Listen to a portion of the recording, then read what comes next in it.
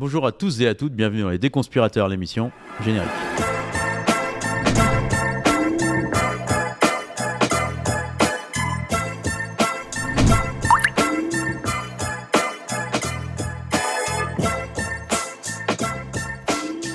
Alors pour ce nouveau numéro des Déconspirateurs, j'ai la joie de recevoir dans cette émission Samira El Gadir. Bonjour. Bonjour David. Alors tu es journaliste spécialisé du fact-checking, tu as créé le service fact-checking de TF1, on va en parler. L'idée avec toi, c'est vraiment de faire une émission autour de ce métier de fact-checker, autour de l'éducation aux médias, parce que tu es aussi très engagé dans l'éducation aux médias, et puis évidemment parler des algorithmes, des réseaux sociaux et de la façon dont on peut travailler en tant que journaliste dans cet univers et dans ce champ informationnel nouveau qui se fait face à nous. Mais je voulais commencer, on enregistre cette émission au lendemain de l'investiture de Donald Trump. On a vu les uns et les autres circuler cette image d'Elon Musk qui mimerait ou pas un salut nazi. Alors voilà, la première question que j'avais envie de te poser, et puis ça va nous permettre de rentrer dans le débat de ce métier de fact-checker. Comment on travaille quand on est journaliste sur le fact-checking, sur cette image de Musk qui mimerait ou pas un salut nazi? Est-ce que c'est un travail de fact-checker ? C'est en tout cas moi la question que je me poserais si on me demande de vérifier cette information-là. Le problème, c'est qu'on n'est pas conclusif. C'est-à-dire que là, je regardais les débats ce matin entre les historiens qui disent c'est clairement un salut nazi et puis Musk évidemment qui dit que c'est complètement tordu de penser que c'est nazi. C'est partisans aussi qui pensent que non, c'est pas un salut nazi, etc. Puis il y a même des observateurs qui pensent que c'est pas nazi mais que c'est maladroit. Donc à un moment donné, c'est un peu parole contre parole. Donc moi, la question que je me pose, c'est est-ce que c'est un travail de fact-checking ? En tout cas, ça mérite. Ça ne veut pas dire que ce n'est pas intéressant, il faut le poser. Est-ce que c'est plutôt un sujet politique, voire un sujet à poser sur un plateau ou en faire un sujet et faire intervenir des experts? Mais le fact-checking, c'est vraiment de vérifier les faits et d'essayer d'apporter une réponse. Non pas de dire c'est vrai ou c'est faux, mais en tout cas d'aller au bout de la démarche. Et là, le problème, c'est que j'ai peur qu'à la fin de mon article ou de ma chronique, j'arrive à dire, certains pensent que c'est ça, puis d'autres pensent que c'est ça. Il faudrait que je creuse un peu plus. Mais en tout cas, j'ai un doute. Ouais, je comprends. Alors justement, tu parles du fact-checking, tu as été à l'origine de la création de ce service fact-checking à TF1. Comment tu t'es retrouvé dans cet univers du fact-checking et si tu peux nous donner une définition de ce que c'est que le rôle d'un journaliste de fact-checking. De fact-checking, vérifier les faits. Donc, vérifier les faits, voilà, on va prendre en fait une rumeur, un chiffre, une image qui circule sur les réseaux sociaux, mais pas que. Moi, je prenais beaucoup aussi les interviews dans les matinales politiques ou des choses comme ça. Donc, dès qu'il y a un truc qui prête à confusion ou qui mérite une attention ou aussi le public nous envoyait des messages en nous disant est-ce que vous pouvez vérifier ça. On se saisissait donc de cette information et ensuite on l'a passée au crible d'une enquête, en tout cas on la soumettait à une enquête journalistique étayée, c'est-à-dire que... Alors c'est quoi une enquête journalistique étayée? Une enquête journalistique étayée, c'est appeler des experts, c'est par exemple si c'est typiquement ton sujet sur le salut nazi ou pas d'Elon Musk, c'est par exemple si c'est une image, moi j'ai été formée aux outils de fact-checking, donc ce qu'on appelle l'OSINT, donc des outils en open source sur Internet et les réseaux sociaux. Donc j'ai été formée. Tu as été formée dans ton école ou c'est TF1 qui t'a permis de former? C'est TF1 qui m'a permis dans une école. Donc du coup, moi j'étais en fait, pour revenir donc à l'origine et à ta première question de comment je me suis retrouvée à faire du fact-checking, on me l'a demandé, en fait c'est le patron de l'info de TF1, Thierry Tuillier, qui m'a dit écoute, on était en 2019. Moi j'avais fait jusque-là une dizaine d'années de reportage au service économie, j'avais envie d'autre chose. Et là, il m'a dit, écoute, j'ai envie de créer un service de fact-check. Je sais que l'enquête, c'est ton truc, etc. Est-ce que tu veux pas te former aux outils de fact-check? Donc, je suis allée à l'école de journalisme, tout simplement. Donc, j'avais déjà ma carte de presse depuis 15 ans. Je suis retournée à l'école et je me suis formée, si tu veux, à tout ce nouvel univers. C'est-à-dire, comment on fait pour remonter à la source d'une image? Comment on fait pour infiltrer un groupe sur les réseaux sociaux? Comment on fait pour géolocaliser, chronolocaliser une image, etc. Et je ne savais pas à l'époque à quel point ça allait me servir. Nous, on avait en vue 2022 et en fait, je m'en suis servi dès le retour de l'école et notamment en 2020 avec le Covid. Ouais, tout à fait, Et tout ce qui a circulé d'infox, etc. là-dessus et démarrage sur les chapeaux de roue. Les gens étaient confinés avec ce virus dont personne ne savait pas grand-chose en réalité. Fait, plein de rumeurs, de théories complètement farfelues qui circulaient sur les réseaux sociaux, etc. Il a fallu mobiliser les chercheurs aussi. Donc il y a effectivement toute cette palette d'outils que j'ai appris d'ailleurs avec une mise à jour régulière. Tous les ans, je me remets à jour des nouveaux outils, des nouvelles façons notamment par exemple la reconnaissance faciale. On en a eu besoin pour couvrir le conflit en Ukraine. Voilà, tous ces outils, mais aussi l'enquête journalistique classique, de croiser les sources, de remonter à la source de chiffres, par exemple sur le Covid, en allant dans les stats en open source du gouvernement, sur la vaccination, sur le nombre de malades, etc. Tout ça, voilà, on a commencé à travailler sur des tableaux Excel, des choses comme ça. Je ne dis pas qu'on ne le faisait pas avant, mais là, vraiment, notre boulot, c'était ça. Et là où il a changé aussi notre boulot, c'est ça que je trouve intéressant, parce que fact-checking, c'est pas juste une enquête journalistique, c'est-à-dire qu'effectivement, le concept est le même, le principe est le même, mais là où c'était différent aussi, si tu veux, donc en plus de tous ces nouveaux outils qu'il fallait apprendre, c'est que mon enquête maintenant se faisait sur Internet et les réseaux sociaux, donc avant j'étais reporter, je prenais mon sac à dos et je partais, là, mon sac à dos, je le laissais à mes pieds, l'Internet, voilà. Mon terrain, c'était Internet et les réseaux sociaux. Et dans la retransmission de l'information aussi, ça a changé. C'est-à-dire que quand j'étais journaliste de terrain ou reporter au service économie, je rendais le résultat de mon information, de l'enquête que j'ai pu mener, mais sans forcément donner de détails sur toutes les étapes que j'ai pu avoir. Le fact-checking, c'est ça aussi. C'est-à-dire qu'il y a une demande de transparence du public. Donc, il y a une transparence sur toutes les sources qu'on utilise, qui on a appelé, quelles sources on a utilisées, qu'est-ce que j'ai lu comme rapport, etc. Quitte même à dire, il m'est arrivé de dire au JT de TF1 vu par des millions de personnes, je n'ai pas la réponse. On a cherché, ça ne veut pas dire qu'on n'a pas fait notre travail, hein. On a fait une enquête journalistique étayée, mais ce chiffre qui a été porté par telle ou telle politique n'existe pas. Enfin, en tout cas, à notre connaissance aujourd'hui, malgré toutes les sources qui ont été citées, etc., et qu'on a épluchées, il n'y a pas ce chiffre-là. Et ça aussi, c'est quelque chose de nouveau avec le fact-checking. Et alors justement, quand tu dis on vérifie, j'ai été formé à des outils, je vérifie les informations, je fais du contradictoire, ainsi de suite. Est-ce que ces outils-là sont accessibles aux communs des mortels, ou est-ce que finalement c'est aussi le rôle d'un journaliste que de connaître ces outils et de les utiliser justement pour passer tout ça au tamis journalistique avec ce contradictoire, cette idée du contradictoire et toutes les règles finalement déontologiques du journaliste? Les deux. Les deux, c'est-à-dire c'est-à-dire que oui, c'est accessible à tous, que la plupart des outils dont je te parle sont des outils gratuits. Alors qui sont ces accessibles outils, c'est lesquels par exemple? C'est une recherche d'images inversée, donc tu as Google Images, tu mets ton image, d'ailleurs souvent je donne des cours, on en parlera dans les écoles, etc. Et les jeunes savent ce que c'est aujourd'hui, ne serait-ce que pour aller chercher une paire de pompes ou un truc comme ça qu'ils ont vu sur un pote, hop, ils la mettent sur Google et ils savent très bien maintenant comment faire ce genre de choses. Après on va un petit peu plus loin effectivement sur la géolocalisation, etc. Mais c'est du Google Street View, c'est des outils en vrai qu'on connaît, mais qu'on n'a pas l'habitude d'utiliser pour ça.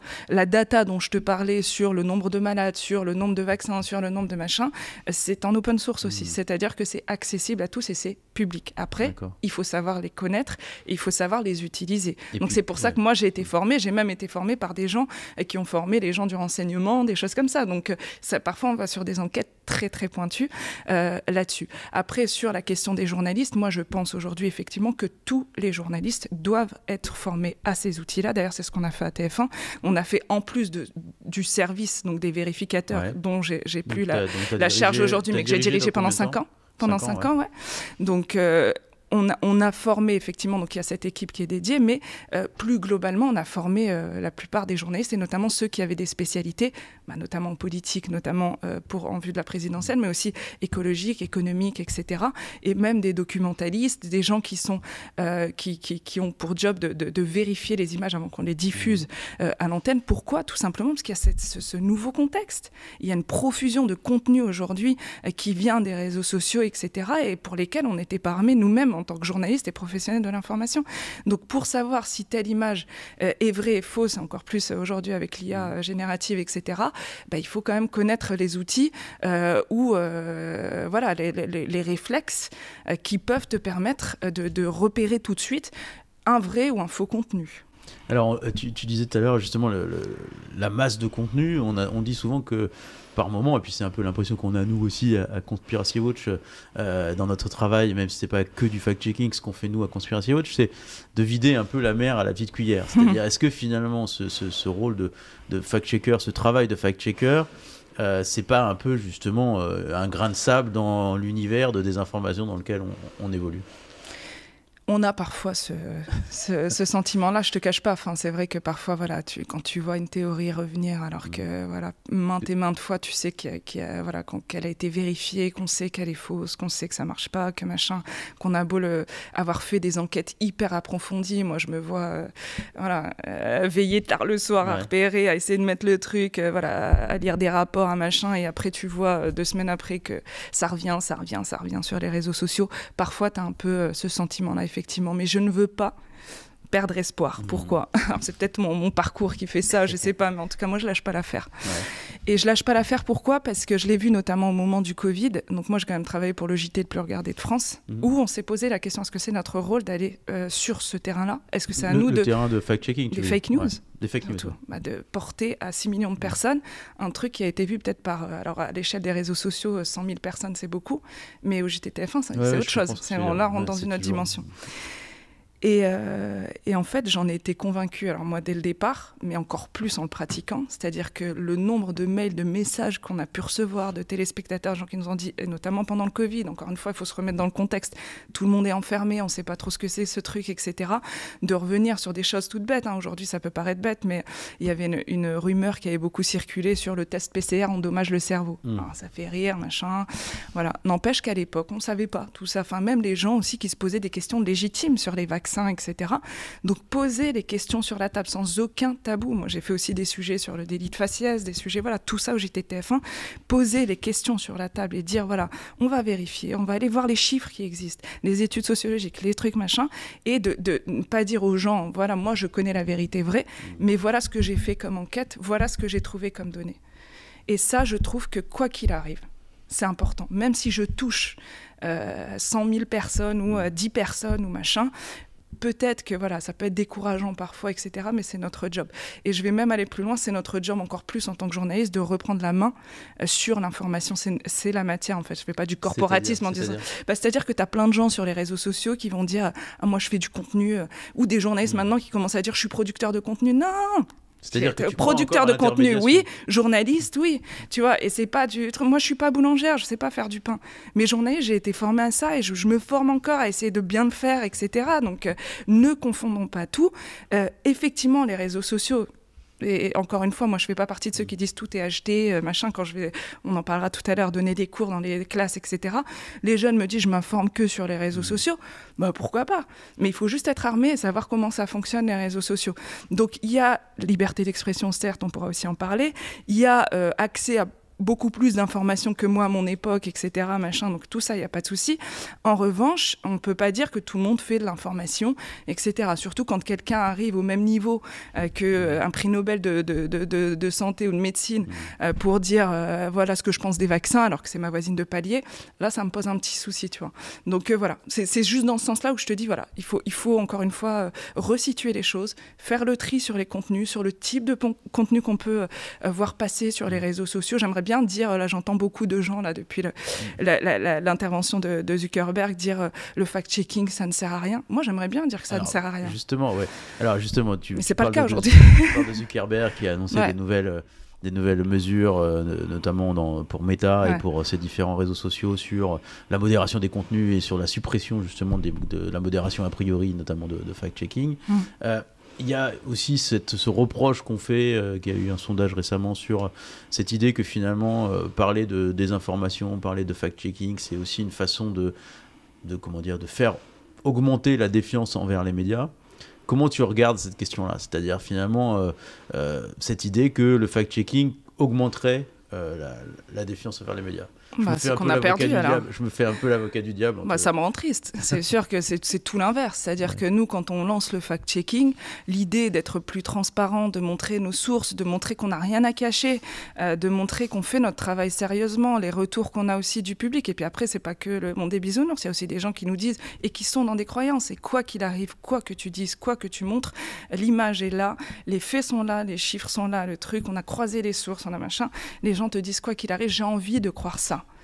Cette partie-là, moi, je les cible pas. Tu vois, c'est leur droit de vouloir croire des choses, etc. En revanche, moi, c'est mon devoir de dire, voilà, il y a cette rumeur qui circule massivement sur les réseaux sociaux et je la soumets à une enquête journalistique.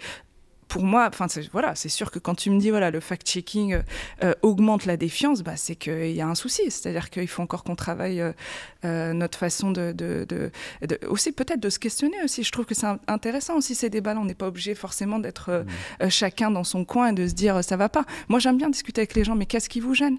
Est-ce que du coup, qu'est-ce qui vous manque aussi dans l'information qu'on vous donne ? En quoi vous doutez de ce que j'apporte ? Dites-moi, comme ça on avance et puis on essaie d'avancer point par point dans l'argumentaire, etc. Mais chacun dans sa posture, ça ne fonctionne pas.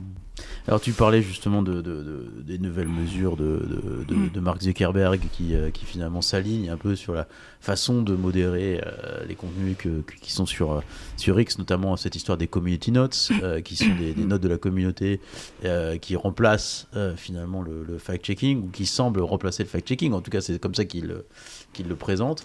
Quel est ton regard par rapport à ça ? Est-ce que tu as l'impression qu'on vit encore un moment de bascule avec cette décision de Mark Zuckerberg, ou finalement tu te dis que un peu plus, un peu moins, il faudra continuer comme ça, comme on faisait aujourd'hui? Non, je pense que le moment de bascule, on y est clairement. Ouais. Oui, ça, je suis d'accord. Après, je sais que c'est pas à la mode, mais je vais être nuancée parce que voilà, la nuance n'est pas à la mode. Mais pourtant, elle est tellement. La nuance est un combat, comme on dit. Exactement. C'est le mien en tout cas. Les community notes, moi, je trouve ça intéressant parce que pour ceux qui s'y intéressent et qui regardent, souvent d'ailleurs, c'est sourcé. Et souvent, ce qui est marrant, c'est qu'ils vont reprendre nous, par exemple, quand je bossais sur le service des vérificateurs à TF1, on a été souvent cités là-dedans, mais pas que nous.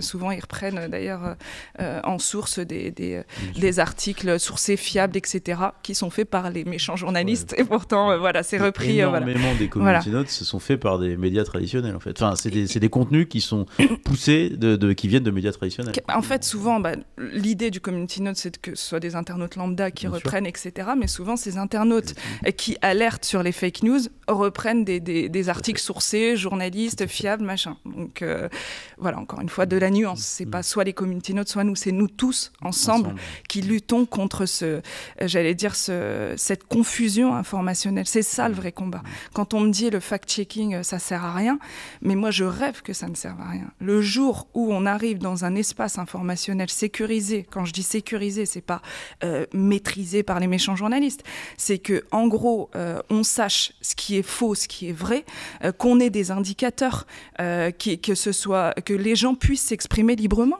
Moi j'ai rien contre la liberté d'expression, mais la liberté d'expression, c'est pas dire n'importe quoi. Mon visage, moi, a été utilisé pour raconter des fake news. Mon visage a été détourné pour vendre des crypto-monnaies.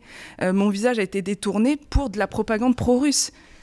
Je n'ai jamais tenu ces propos-là. C'est pas de la liberté d'expression d'utiliser mon visage pour me faire dire n'importe quoi. C'est de l'usurpation d'identité, c'est un délit. Tromper les gens, c'est pas de la liberté d'expression. Raconter un truc qui s'est jamais passé, ce n'est pas de la liberté d'expression. Après, dire ce que j'ai envie de dire sur toi ou sur je sais pas qui, ça c'est de la liberté d'expression. Ou s'exprimer sur une actualité, ou dire aussi je doute des vaccins, qu'est-ce que c'est. Il y a aussi des doutes légitimes, des questions légitimes, mais c'est pour ça qu'il faut que chacun soit dans une honnêteté intellectuelle, que ce soit côté public, côté journaliste, etc. Et qu'on avance là-dessus, mais point par point, et avec des arguments et des faits, quoi. Alors comment tu imagines finalement le champ informationnel avec ces nouvelles mesures de Meta, avec un petit mouvement, on va dire, pour quitter X, qui est en train de se mettre en place? Comment tu analyses le champ informationnel? Est-ce qu'on ne prend pas le risque en quittant ces réseaux-là de finalement de créer deux bulles de filtre séparées, c'est-à-dire l'une, on va dire, en gros avec le libertarisme de Musk, et l'autre côté, on peut imaginer un autre réseau dans lequel les informations seraient un peu plus sourcée, et puis où finalement la bulle de filtre serait complètement différente en termes d'opinion politique. Ouais. Est-ce que c'est pas un risque ? En réalité, j'ai pas encore tranché cette question-là. Ouais. Je vais trancher avec toi. Ouais. J'ai été sollicitée par les initiatives type Hello Kitty, etc. pour porter tout ça. Et j'ai énormément de respect déjà pour ce qu'ils font parce qu'ils ont, à mon sens, deux mérites. C'est-à-dire qu'ils ont déjà le mérite de poser la question sur la table. C'est-à-dire qu'il y a quand même un truc qui se passe et qui n'est pas normal.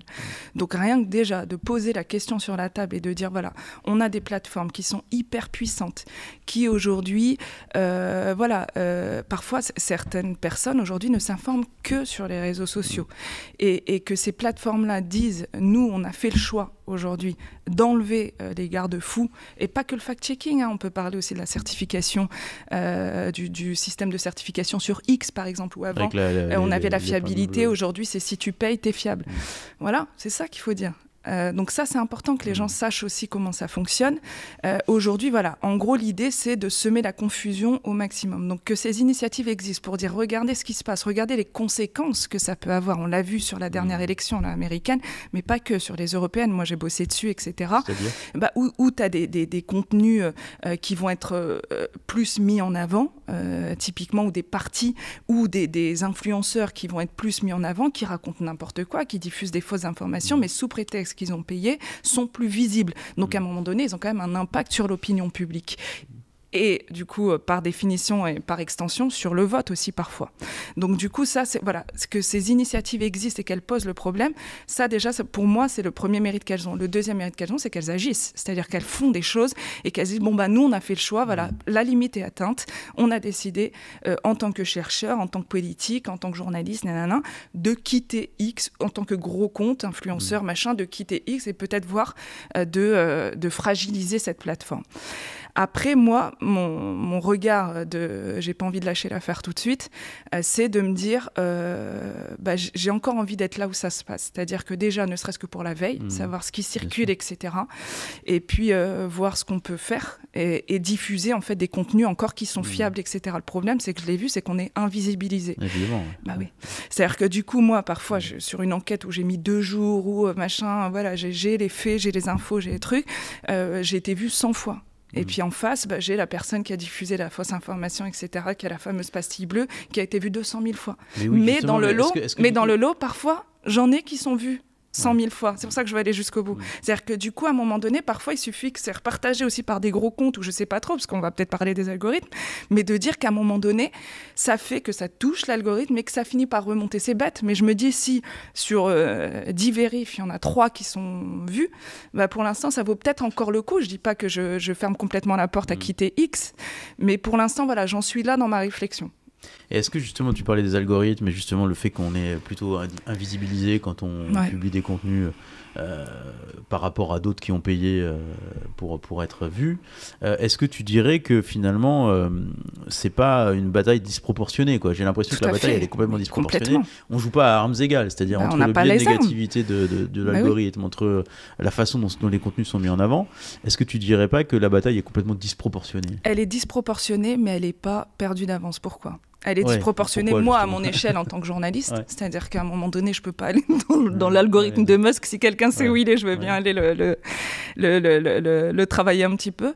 Mais elle n'est pas perdue d'avance. Pourquoi ? Parce qu'il y a quand même un truc dont on n'a pas parlé. Là, on a parlé des journalistes, des trucs, des chercheurs, etc., qui quittent X à leur échelle, mais les pouvoirs publics, je veux dire, à un moment donné, on a quand même lancé une loi au niveau européen qui est mise en place, là, le DSA, qui est là pour faire plier les plateformes. À un moment donné, ces plateformes sont des entreprises privées. Le but d'une entreprise, c'est quoi ? De gagner de l'argent. De gagner de l'argent, d'avoir des clients et à un moment donné de faire du bénéfice. Ces entreprises-là, je regardais les chiffres avant de venir ici, quand même l'essentiel de leurs abonnés, je crois que pour X, c'est la moitié de leurs abonnés sont en Europe. À un moment donné, ils ne vont pas se couper de tout ça. Quand on voit l'exemple brésilien, ils sont souvent cités au Brésil. Tu vois, vous en avez déjà parlé dans cette émission. Le Brésil, fin août ou début septembre, a décidé de suspendre X pendant plusieurs semaines parce qu'ils leur ont demandé de se mettre aux normes juridiques du pays en ayant notamment un représentant légal de X au Brésil. Musk a dit « j'en ai rien à faire, moi j'ai pas envie ». Le juge de la Cour suprême a dit « ok d'accord, on va suspendre ta plateforme ». Au bout de quelques semaines, à un moment donné, le X a plié. C'est-à-dire qu'aujourd'hui, ils ont fini par mettre un représentant légal de X au Brésil qui peut être tenu responsable des contenus, etc. Ils ont payé une amende très lourde et ils sont revenus. Et du coup, la Cour suprême brésilienne a dit bon ok, là on vous remet. Voilà. Et à un moment donné, donc, ça montre que ça marche. Donc c'est une question de courage politique, une question de volonté politique, de force c'est ça que tu veux aussi, dire, et de rapport de force. Oui. Et le rapport de force, à un moment donné, il faut le DSA, il propose notamment de toucher ces plateformes-là sur un pourcentage de leur chiffre d'affaires, voire de les suspendre parfois, de manière temporaire, etc. Donc elle existe la loi, mais elle n'est pas encore mise tout à fait. Il y a des enquêtes qui sont en cours. Pour l'instant, ça fait 1 an et demi qu'elle est en cours. Mais pour l'instant, et même sur Meta. Ouais. Et pour l'instant, c'est pas encore abouti. Donc il y a des choses qui se font, mais nous, ce qu'on attend, c'est aussi les résultats de tout ça et au niveau, j'allais dire, étatique, décisionnel, juridique, etc. Donc on parlait du fact-checking tout à l'heure. Moi, je pense que c'est une partie de la solution. Le juridique, la loi, moi, je pense aussi, fait partie de la solution, parce qu'à un moment donné, c'est là aussi où tu peux suspendre, où tu peux jouer un peu le rapport de force en disant, ok, tu veux venir sur mon terrain, mais à un moment donné, ça reste des entreprises, quoi. Ça reste des entreprises. Et à un moment donné, un État doit rester quand même un État ou un groupe d'États, quand on parle au niveau européen, doit garder aussi sa souveraineté et de dire, attends, à un moment donné, tu joues pas le jeu. Oui, c'est cette idée que finalement, tu dois être tenu responsable des propos que tu tiens, quelque part. Oui. Parce que finalement, la liberté d'expression à la Musk ou à la Zuckerberg, c'est cette idée que tu peux dire tout et n'importe quoi et que tu n'en es jamais tenu responsable. Tu peux le dire. Il y a deux choses, c'est-à-dire qu'il y a les propos qu'eux tiennent et puis il y a ce qui circule sur leur plateforme. Ouais, c'est un peu Et là, ce qui circule sur leur plateforme, c'est un autre sujet, c'est-à-dire c'est la modération. Et elles ont quand même des obligations de modération, encore une fois, sans lutter contre la liberté d'expression. On en parlait tout à l'heure. Il y a liberté d'expression et il y a à un moment donné délit pour ce qu'on parlait tout à l'heure, l'usurpation d'identité, etc. Quand on utilise l'incitation à la haine, le harcèlement en ligne, etc. Je veux dire, à un moment donné, ça peut pas être non plus le Far West, quoi.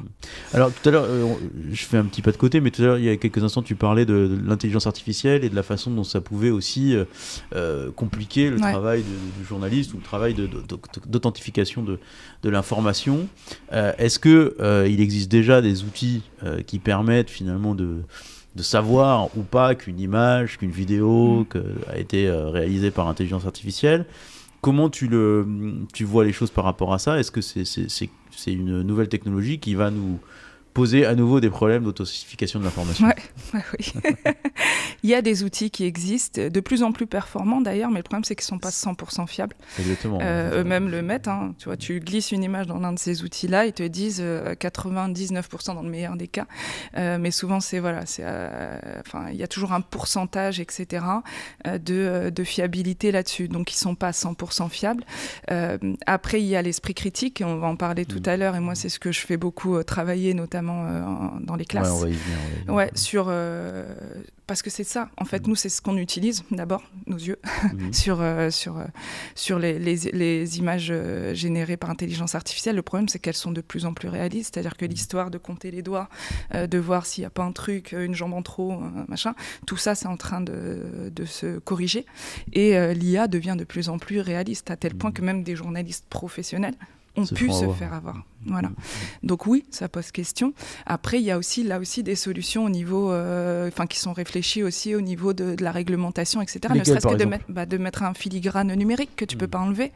Je sais que l'IA de Google, par exemple, est en train de travailler là-dessus, etc. Et que quoi qu'il arrive, à un moment donné, il y a une empreinte sur ces images-là qui sont générées par intelligence artificielle et qui font que tu peux voir qu'elle est générée artificiellement et que cette scène ou cette photo n'a jamais existé. Donc voilà, il y a des solutions comme ça qui existent. On parlait de responsabiliser les plateformes, il faut aussi responsabiliser les boîtes qui créent toutes ces IA génératives, etc. Et les mettre aussi face à leurs responsabilités. On l'a vu face à, encore une fois, lui, Musk, mais avec son IA Grok. Nous, on avait testé avec mon équipe de vérificateurs l'IA de Musk et les autres. Et on s'est rendu compte qu'elle est beaucoup plus permissive, qu'elle permet, par exemple, encore une fois, l'usurpation d'identité, alors que d'autres ne le permettent pas. Il y a des pare-feux quand même même sur d'autres boîtes. On peut citer Midjourney par exemple, par rapport à Grok, tu vois. Donc voilà, il y a quand même des choses qui existent. Enfin, moi, je fais pas partie de la team c'est la fin du monde, etc. Il y a beaucoup de choses qui sont problématiques, effectivement. Il y a effectivement, il faut faire le tri dans ce qui circule sur les réseaux sociaux. Il y a une profusion de contenu et aujourd'hui des techniques qui sont de plus en plus démocratisées, de plus en plus réalistes, qui permettent encore plus de semer la confusion entre le vrai et le faux. Mais il y a des solutions qui existent, qui ont été expérimentées ailleurs et qui permettent de montrer qu'à un moment donné, tu peux aussi responsabiliser les plateformes et les entreprises qui commercialisent ces intelligences artificielles, etc. Donc il faut continuer ce combat-là. Et le fact-checking fait aussi partie de toutes ces solutions qui sont proposées. Juste pour terminer sur le fact-checking, la vraie question du fact-checking, parce que je ne suis pas non plus dans le côté, voilà, le fact-checking, c'est la solution. C'est-à-dire qu'il faut aussi les aider, les fact-checkers. Déjà mettre des moyens. Donc là, ils en perdent là, avec les partenariats avec Meta. Mais mettre de l'argent, mais pas que. Étoffer les équipes, etc. Là, on voit que tous les médias... Il y avait combien de personnes nous, on venait de recruter justement encore une personne. Donc, on était 6. Ouais. Voilà. Et après, encore une fois, nous, on avait formé, en fait, si tu veux, d'autres journalistes. Donc, il y avait 6 personnes dédiées à 100%. Mais plus d'autres journalistes de la rédaction. Il y a d'ailleurs. Enfin, il y avait, parce que j'en fais plus partie, mais il y a 6 personnes. Et après, les autres journalistes ont été formés. Tu vois, on a formé plus d'une centaine de personnes. Donc, voilà, il y a des gens qui ont été formés là-dessus. Et juste sur les fact-checkers, il y a effectivement les moyens qu'on leur donne. Il y a des formats aussi peut-être à réfléchir et à créer pour aller sur les réseaux sociaux. Et à un moment donné, des choses qui intéressent, c'est-à-dire prendre aussi les codes des réseaux sociaux, d'Insta, TikTok, etc. On voit parfois, moi, sur des formats que j'ai pu faire, qui ont cumulé voilà, des centaines de milliers de vues. Donc, ça montre que ça peut marcher. Il faut juste s'adapter aussi à ces nouveaux codes-là. Donc, c'est ça aussi, de ne pas rester, nous, journalistes, dans notre coin et de dire, nous, on fait la vérité vraie et on fait le truc, mais de se dire, OK, c'est ça aujourd'hui les codes de la consommation de l'information, où c'est comme ça que les jeunes s'informent, où c'est comme ça que machin s'informe. Et ben on va essayer de rentrer aussi là-dedans, dans cette nouvelle narration, et raconter voilà aussi le fact-checking, des informations fiables, mais avec ces contenus-là. En tout cas, moi, je pense qu'il y a des choses à faire là-dessus. Ouais. C'est-à-dire que tu penses que puisqu'il y a une étude de la Fondation Jean Jaurès récemment qui a montré que les jeunes s'informaient pour 77% sur les réseaux sociaux, est-ce que finalement, et n'avaient parfois que ça comme source d'information. Donc ça veut dire qu'en gros, pour toi, le rôle d'un journaliste aujourd'hui, que ce soit pour faire de l'information ou pour faire du fact-checking, il faut aller sur ces réseaux, adopter les codes de ces réseaux et finalement diffuser nos contenus sur ces plateformes. Encore une fois, un peu de nuance. Il faut continuer. Moi, encore une fois, j'ai bossé pour le JT le plus regardé de France et on a vu sur nos audiences, dès qu'il y a une grosse actu, etc., que tout le monde est là. Enfin, tout le monde est là. En tout cas, on fait des grosses audiences, etc. Les attentats, il y a un lieu de rassemblement, etc. Donc, on ne va pas non plus se couper de ces gens-là qui ont besoin encore du JT, qui ont besoin d'ouvrir un journal, qui ont besoin d'aller sur des sites internet, etc. Mais après, il y a effectivement les jeunes, il faut aussi se poser cette question-là, d'aller les chercher, vu qu'ils veulent s'informer. Alors après, qu'est-ce qu'une information quand j'ai 16 ans c'est pas forcément sur la réforme des retraites qui est en train d'être discutée là, mais c'est peut-être aussi de se mettre aussi à leur niveau. C'est quoi leur information aujourd'hui ? Est-ce qu'ils s'inquiètent sur leur avenir ? Est-ce qu'il y a des choses qui circulent, notamment sur, je sais pas si tu as vu les rumeurs de faux confinements, etc., qui reviennent chaque année. Et donc c'est faux. Ça, c'est faux. Mais revenir sur ça et leur montrer avec, on n'est pas obligé non plus d'être hyper, tu vois, on peut aussi raconter avec une autre façon l'information et les intéresser et leur montrer que c'est faux. Alors justement, tu parles des jeunes, on parle des jeunes, tu t'es engagé dans l'éducation aux médias. J'ai l'impression que dans ce que tu nous dis depuis le début de cette émission, mais globalement, c'est qu'il y a 3 piliers, quoi. Finalement, il y a le pilier du journalisme, du fact-checking, de la vérification des sources. Il y a le pilier des pouvoirs publics pour essayer de réguler ces plateformes et de les obliger à respecter la loi, tout simplement. Et puis, il y a le pilier de l'éducation, finalement, pour trouver des solutions. T'as mieux résumé que moi ma façon de voir les choses, en tout cas. C'est exactement ça. Enfin, en tout cas, à mon sens. Je partage, moi aussi, dans les travaux que je fais à la Fondation Jean Jaurès, je partage exactement ces 3 piliers-là. Alors sur le pilier éducation, est-ce que, pourquoi tu t'es mise dans cet engagement-là, et puis raconte-nous un peu comment tu travailles au quotidien avec les enfants, à la fois au CM2 ou même aussi au collège ou au lycée. En fait, ça s'est fait assez naturellement, mais dès le début du fact-checking. C'est-à-dire que très vite, pour moi, la boucle est bouclée quand je suis aussi en classe, en plus de ce que je faisais à l'antenne, qui était aussi quelque part une forme d'éducation aux médias. Parce que quand je faisais ma chronique, là, Info Infox, tous les samedis aux 20h de TF1, je m'adressais à des gens qui sont plus âgés que toi et moi, tu vois, en général. En tout cas, la moyenne d'âge, c'était ça. Mais il y avait une forme d'éducation aux médias quand j'expliquais comment fonctionnaient les algorithmes au moment de grosses actualités, comment fonctionnent les plateformes sur les fake news autour des crypto-monnaies, des choses comme ça. Donc tout ça, déjà, pour moi, c'était une forme d'éducation aux médias pour un autre public. Parce que l'éducation aux médias, on parle souvent des jeunes et des classes, je vais en parler, mais je pense que ça intéresse en réalité toutes les classes d'âge. Pour revenir aux jeunes, en fait, très vite, j'ai eu des sollicitations de est-ce que du coup, tu peux venir dans ma classe, souvent des profs documentalistes, des profs d'histoire ou de français, qui m'appellent en disant voilà, est-ce que tu peux venir dans ma classe et expliquer ça à mes élèves, machin. Donc ça s'est fait assez naturellement comme ça, puis j'y ai pris goût et j'y ai même trouvé l'utilité, c'est-à-dire que, enfin l'utilité. En tout cas, pour moi, encore une fois, la boucle était bouclée quand j'allais aussi informer ces jeunes qui ne me regardaient pas forcément au JT, de leur dire à eux aussi comment ça fonctionne, etc., à travers des exercices pratiques, en me mettant aussi à leur niveau, c'est-à-dire ce qu'on disait tout à l'heure, c'est quoi une actualité pour toi quand tu es en 4e ? Voilà, c'est pas forcément, encore une fois, la réforme des retraites ou le nouveau gouvernement, mais c'est, je me souviens d'un exemple comme ça, j'avais cité une fois, c'était, j'étais dans une classe de 4e que je voyais 3 fois de suite, voilà, et ils m'ont dit, ouais, moi, ce que je veux vérifier, c'est est-ce que Poupette Kenza, donc à l'époque, elle était pas encore emprisonnée, et je ne connaissais pas Poupette Kenza à ce moment-là. Et ils me disent, ouais, moi, je veux savoir si Poupette Kenza, elle est plus avec son mec, voilà, j'ai vu ça, machin. Ah, ok, d'accord. J'ai dit, on va prendre cette information-là, puis on va voir comment tu l'as trouvée où. Ah, en fait, on s'est rendu compte que c'est l'influenceur, le concurrent de Poupette Kenza qui a lancé l'information, et puis machin, et en fait, on a fait un travail de source là-dessus. Je lui ai dit, qui t'a raconté ça ? Où est-ce que tu as vu passer ça ? On a croisé les sources, on a avancé, non, mais finalement, c'est pas vrai, finalement, c'est machin, en fait, c'est parce que lui aussi, il vend des shampoings, et voilà, et on s'est rendu compte qu'en fait, eux aussi, à leur niveau, avec ce qui est important pour eux, à leur âge, etc., peuvent faire un travail sur les sources, que c'est ça quand même le sujet principal, c'est qui me parle, c'est ça que j'essaye de leur apprendre. D'où ça vient, quoi, voilà, ouais. D'où ça vient, d'où vient l'information, comment est-elle fabriquée, si telle influenceuse, Poupette Kenza, donc, qui pleure beaucoup, visiblement sur sa chaîne, moi, tant qu'elle pleure... si ça t'intéresse de la voir pleurer, pourquoi pas. Mais quand elle donne son avis sur, je sais pas, les punaises de lit et qu'elle vend telle lessive ou tel machin, après tu te rends compte qu'en fait elle est vendue par cette lessive, il faut juste le savoir. Et c'est ça, moi, que j'essaye de leur donner en fait comme clé, c'est-à-dire qu'ils sachent comment fonctionnent les influenceurs, par qui ils sont payés, qui leur parle, que Google n'est pas une source, que voilà, il faut croiser les sources, se rendre compte qu'en fait ce que tu as vu ou ce que t'as dit ton copain, machin, tout ça, c'est pas totalement vrai. Une source, comment tu leur expliques ça par exemple, c'est remonter par exemple à la personne qui a diffusé telle information. Donc on va aller sur sa bio, puis en fait on se rend compte qu'il like beaucoup de choses, je dis n'importe quoi, d'extrême droite ou d'extrême gauche, ou voilà.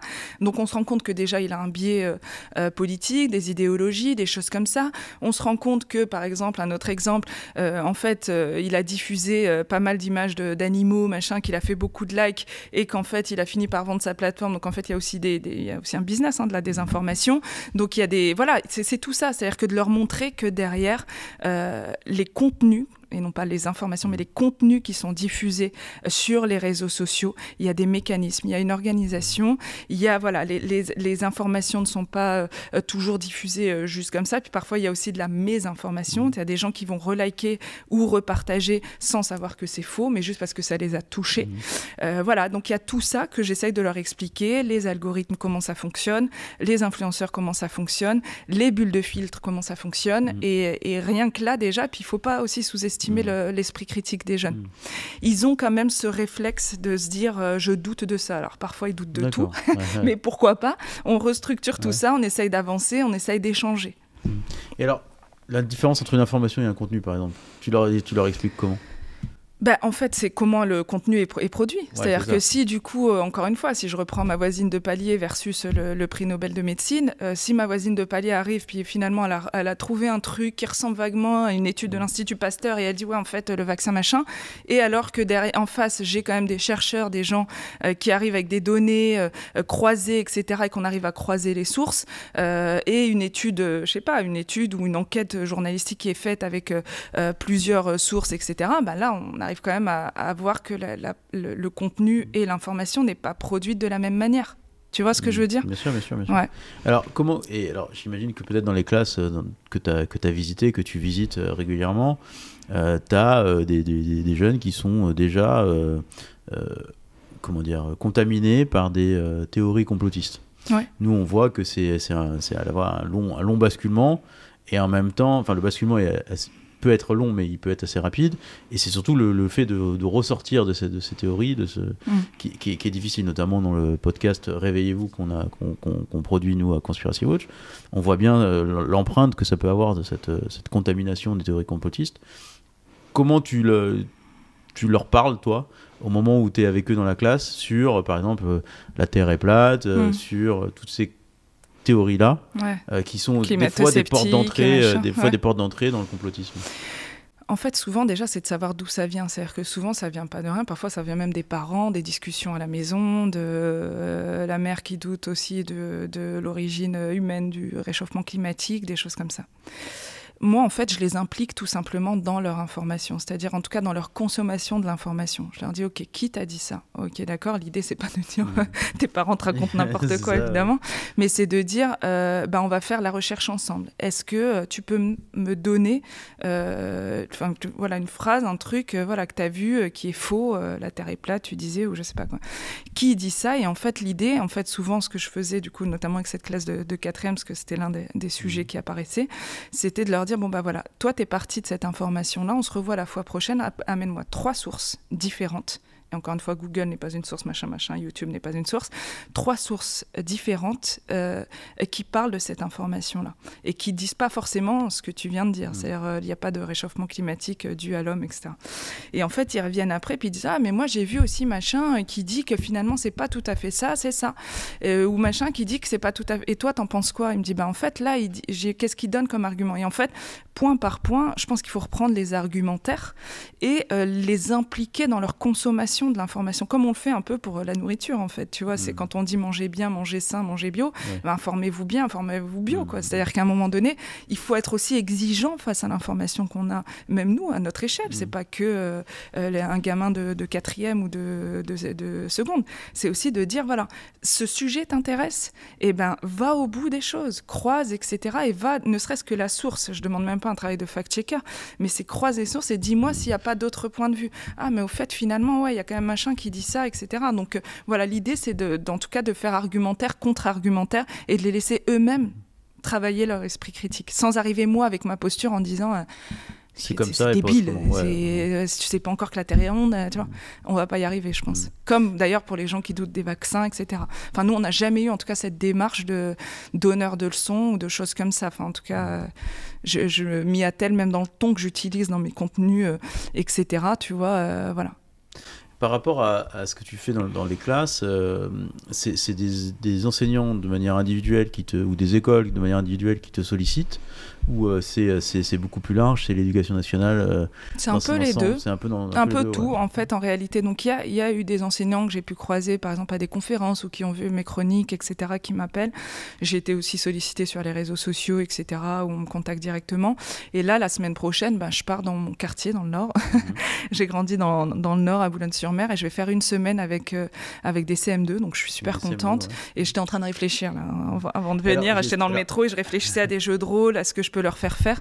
Voilà, l'idée, c'est surtout, en fait, l'objectif que j'ai. Je te parlais des sources tout à l'heure, mais c'est même avant tout de travailler leur esprit critique, en fait. C'est vraiment de se dire, je me questionne sur ce que je vois passer sur les réseaux sociaux. Je réfléchis avant de repartager. Et si j'ai un doute sur un truc, là, je déclenche quand même une petite manœuvre je vais croiser quand même mes sources pour être sûr de ce qu'on raconte. Quelque part, là encore, je me fais l'avocat du diable, mais c'est un peu la démarche complotiste, quelque part. C'est-à-dire que le complotiste, au départ, il se pose des questions.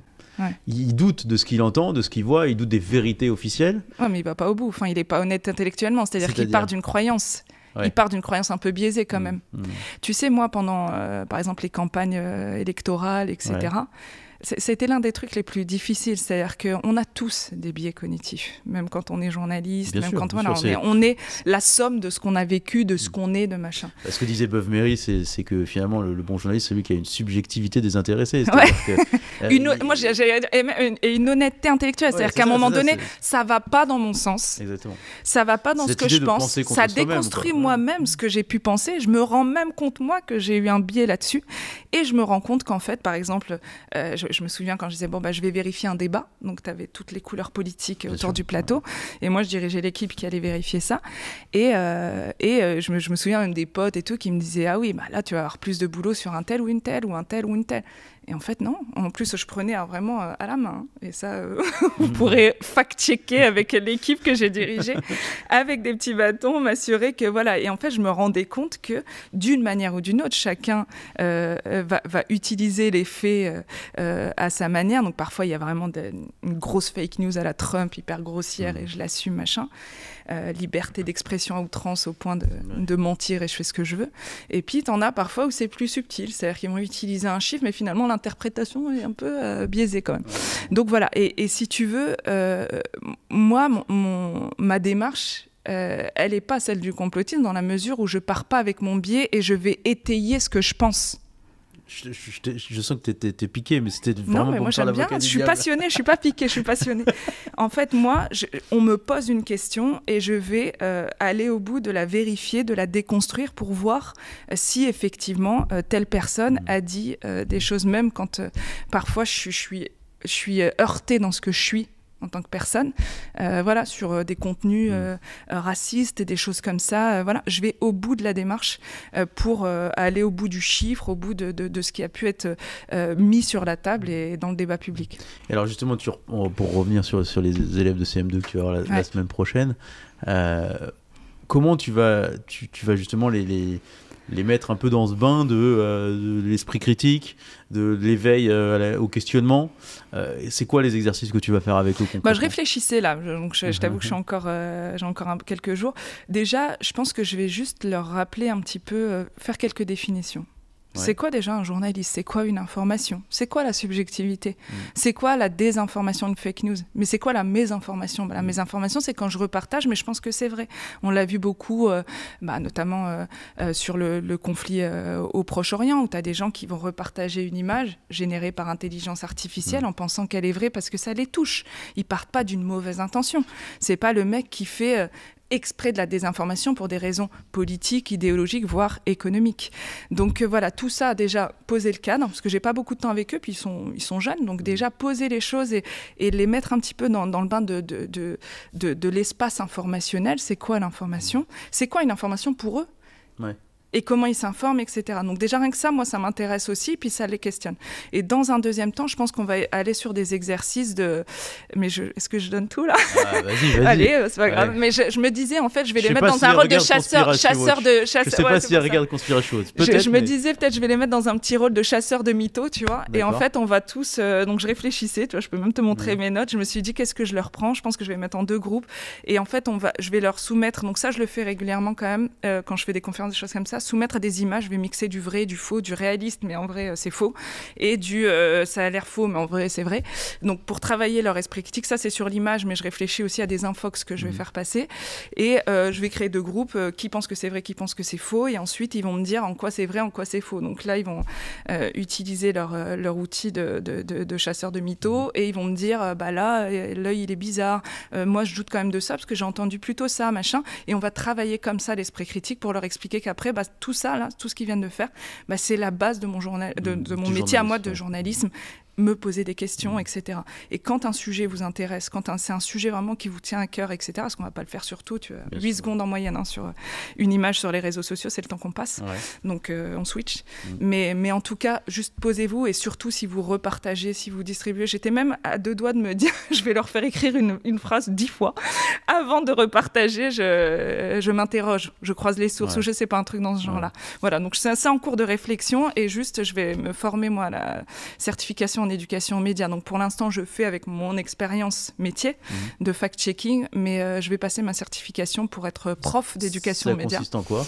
C'est justement, ils vont m'apprendre à faire des ateliers, m'apprendre la pédagogie, parce que même si j'ai une pédagogie de métier, journalistique, et la chance d'avoir bossé dans le JT le plus regardé de France, où ça va des vieux à ceux qui regardent en famille, à machin, etc. Donc il faut de la pédagogie pour parler à toutes les couleurs politiques, à toutes les couleurs tout court et à tout le monde et à tous les âges. Et là, l'idée, c'est vraiment de m'aider aussi à être dans la pédagogie un peu au sens prof du terme, quoi. C'est-à-dire que faire des cours, des ateliers, des choses comme ça, c'est pas mon job. Donc je vais passer une certification là-dessus. Ouais. Par rapport à ce qu'on disait tout à l'heure, les 3 piliers, donc le journalisme professionnel, le fact-checking, les pouvoirs publics et l'éducation aux médias, est-ce que finalement il n'y a pas aussi quand même dans le 3e pilier qui est l'éducation aux médias, un besoin de pouvoir public et une réalité de passage à l'échelle vraiment de cette éducation aux médias. C'est-à-dire que si on part du principe que l'école est là pour former des citoyens et que les citoyens demain ils seront plongés dans le champ informationnel qu'on connaît aujourd'hui mais qui aura encore évolué avec l'IA mais aussi avec d'autres choses dont on n'a même pas idée aujourd'hui, est-ce que finalement cette éducation aux médias que toi tu fais parfois au cas par cas dans les écoles et ainsi de suite, est-ce qu'elle ne devrait pas être rendue obligatoire dans les écoles ? Nous, on avait réfléchi à un moment donné à la Fondation Jean Jaurès dans le cadre de mes activités de l'Observatoire des médias de faire du CE2 jusqu'en terminale avec une épreuve au bac. Quel est ton sentiment par rapport à ça ? Et est-ce que ça devrait être obligatoire ou est-ce que finalement tu penses que ça doit rester au bon vouloir soit de l'école, soit du lycée, soit du collège, soit du professeur ? Non. Alors, je pense qu'effectivement, il faut le passer à l'échelle. Je suis tout à fait d'accord avec toi. Je crois que ça commence à rentrer dans les programmes. Il faudrait revérifier, mais en tout cas, je le vois dans les demandes, mais c'est encore balbutiant et on le voit notamment par les professeurs. Ce que tu disais, est-ce qu'on t'appelle ? J'avais oublié ça aussi. Moi, il y a aussi je vais donner un cours à des profs là, au mois de mars à Bruxelles, des profs qui sont sur les écoles françaises de l'étranger. Là aussi, c'est intéressant parce qu'en fonction du pays où tu es, tu n'as pas le même accès à l'information, le même rapport à l'information, etc. Donc voilà. Mais comme tu dis, ce sont des initiatives. C'est-à-dire qu'il y a la mienne à ma petite échelle, mais il y en a plein d'autres qui sont faites et qui sont super. Ce que fait le Clémy, Thomas Huchon. Il y a plein d'associations qui sont engagées dans la lutte contre la désinformation, l'éducation aux médias, etc. Et heureusement qu'elles sont là et tous les profs qui sont engagés. Maintenant, effectivement, il faut structurer tout ça et coordonner tout ça. Donc, effectivement, le passer à l'échelle, mais avant de le passer à l'échelle, moi, je pense qu'il nous manque quand même une petite étape. C'est des petites études quand même de comment les élèves s'informent, comment est-ce qu'on peut impacter, est-ce que c'est de là le mettre au bac, pourquoi pas, hein, moi je suis ouverte à tout, mais avant tout ça, déjà savoir quel impact ça a aussi dans la société, dans le rapport qu'ont les jeunes à l'information. On voit aussi des études, et c'est super ce que vous faites, ça nous donne des indicateurs, etc. Mais est-ce qu'à un moment donné, on ne peut pas faire déjà à l'échelle des études randomisées sur notre rapport aux réseaux sociaux, nos choses comme ça, pour ensuite prendre, encore une fois, je suis désolée, hein, moi, je ne suis pas à la mode, mais je fais des nuances, je fais des étapes, je fais des trucs, mais à un moment donné, c'est comme ça qu'on avance. C'est comme ça qu'on avance. Et déjà faire ces études très poussées et des données sur les besoins pour ensuite appliquer effectivement à l'éducation aux médias dans les écoles et quel que soit le niveau, quoi. Est-ce qu'il y a des choses qui t'ont vraiment surprise dans les classes que tu as visitées, des demandes des élèves, quel que soit leur âge? Il y a des choses qui t'ont vraiment surprise, à la fois en bien et aussi de manière qui t'ont rendu presque désespéré devant l'ampleur du travail qu'il y avait à faire. Désespéré, dans ce cas, je suis désespérée de toute la société. C'est-à-dire qu'à un moment donné, parfois, il y a quand on me demande de vérifier certaines choses, j'ai pas là en tête, etc. Mais j'ai pu parfois sourire aussi avec eux ou les taquiner. Je tacle un petit peu, donc gentiment, mais voilà. Donc désespérée, non, parce que si je suis là et que je viens dans les classes et que j'y crois encore, surprise, mais plus alors dans le bon sens du terme. C'est-à-dire qu'il y a quand même. Alors, il y a deux choses. C'est-à-dire qu'en fait, certes, ils ont tous un portable aujourd'hui. aujourd'hui, beaucoup en tout cas, etc. Mais ils savent pas forcément toujours comment ça fonctionne. Quand on va loin dans les algorithmes, les choses comme ça, etc. Voilà, je me rends compte quand même qu'ils sont un peu naïfs, ce qui est normal, c'est dû à leur âge aussi, du mode de fonctionnement des réseaux sociaux, même si pourtant ils sont dessus tout le temps. C'est-à-dire ils connaissent pas le biais de négativité, ils connaissent pas tout ça. C'est les concepts en fait qu'il faut poser avec eux et leur expliquer effectivement ce que je te disais tout à l'heure sur les influenceurs. Oui, j'adore cette influenceuse, mais sache qu'elle est payée par telle marque. Donc quand elle te parle de ça, il faut juste que tu aies ça en tête. Je te dis pas qu'elle cherche à te manipuler, mais il faut savoir que ça vient pas de nulle part. Donc ça déjà, leur expliquer ça je trouve que c'est intéressant. Après, là où je trouve que c'est positif, c'est qu'ils sont intéressés par la matière de l'éducation aux médias. Et là, je te dis juste un truc, mais là, ça m'a plutôt fait plaisir. C'est-à-dire que une classe où j'étais là à Sevran, donc on devait se voir pour un dernier cours, et la prof me dit, en fait, ils avaient une visite prévue ce jour-là. Du coup, il y a une partie de la classe qui devait manquer. Ils ont demandé si on pouvait déplacer le cours d'éducation aux médias, si ça vous va, parce que ça les embête de manquer le cours. J'étais super contente, tu vois. Je me suis dit, ça veut dire qu'ils s'y intéressent. Il y a quelque chose qui s'est passé. Et c'est pas simple, parce que des fois, tu sais, t'as des jeunes face à toi, tu sais pas, puis ils sont pas toujours expressifs et tout, donc t'as l'impression, tu dis, est-ce qu'ils ont quand même retenu des choses ou pas? Donc voilà, moi, j'ai encore envie j'ai envie d'y croire. Je sais qu'en ce moment, en plus, on est dans une période quand même où on s'interroge beaucoup, et à juste titre, mais il faut aussi travailler sur les solutions, quoi. Par rapport au pouvoir public, tu dis ça rentre dans les mœurs, mais il faut le passer à l'échelle. Comment tu verrais les choses, toi, de ton regard, de ton expérience, pour passer à l'échelle justement dans les écoles?